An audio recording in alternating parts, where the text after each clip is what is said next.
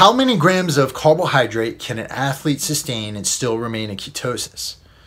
That is a question that's been up for debate over the past few years. And with the increasing popularity of the ketogenic diet, I've been hearing recommendations as low as 30 grams, some of them lower than 50 grams, and some of them a little bit less strict.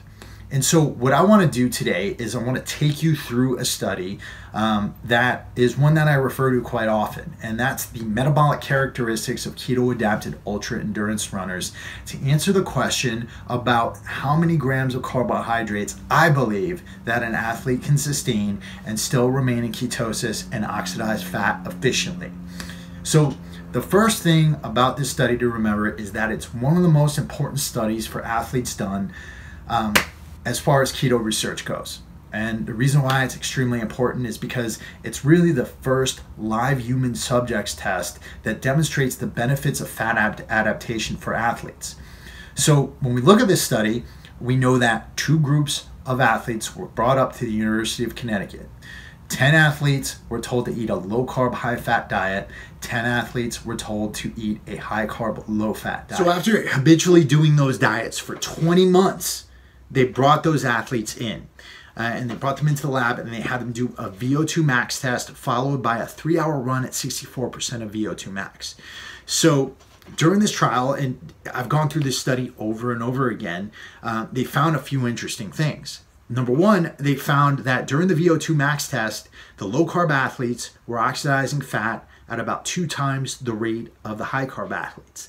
The same was true during the 3-hour run. So regardless of the intensity of the exercise, the low-carb athletes were still oxidizing fat at greater rates than the high-carb athletes. Now, the other thing about the VO2 max was this: the low-carb athletes had a peak fat oxidation rate that occurred at about 70% of their VO2 max. The high-carb athletes, their peak fat oxidation rate occurred at about 54% of their VO2 max. So what that means is that the low-carb athletes were actually more efficient at burning fat all the way up to higher intensities of exercise. So that kind of busted the myth that ketogenic diets and fat adaptation could not be used for people who performed intense exercise, because they showed here that the low-carb, fat-adapted athletes were actually oxidizing fat far more efficiently at higher rates of their VO2 max than the high-carb athletes. The most astounding thing was that the glycogen retention amongst the athletes and the glycogen concentrations in their muscles, they were the same throughout the trial, before, during, and after. Before the trial, glycogen was the same in the muscles. During the trial, glycogen utilization rates were the same. After the trial, glycogen retention was the same amongst all the athletes. That means that the low-carb athletes were retaining as much glycogen as the high-carb athletes, even though they hadn't been eating very many carbohydrates.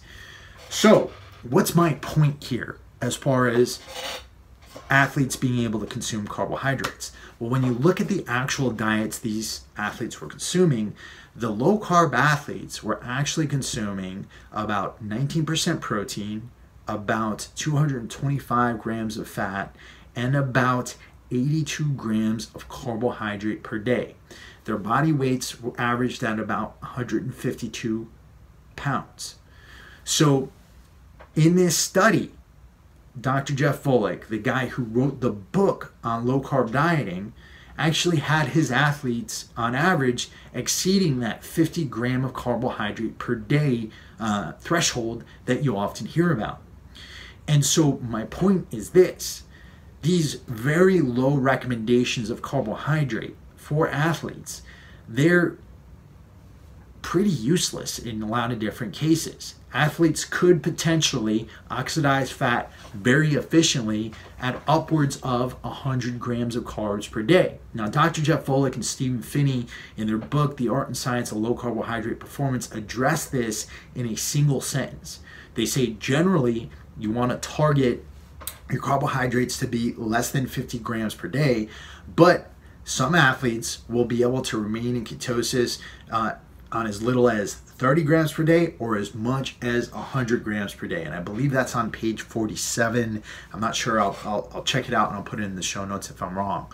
So that's the thing, guys. If you're an athlete who wants to leverage the ketogenic diet for your performance, for your fat burning, for your muscle retention, you have a lot more metabolic flexibility than, let's say, a 60-year-old overweight pre-diabetic person who's looking to leverage ketosis to burn fat.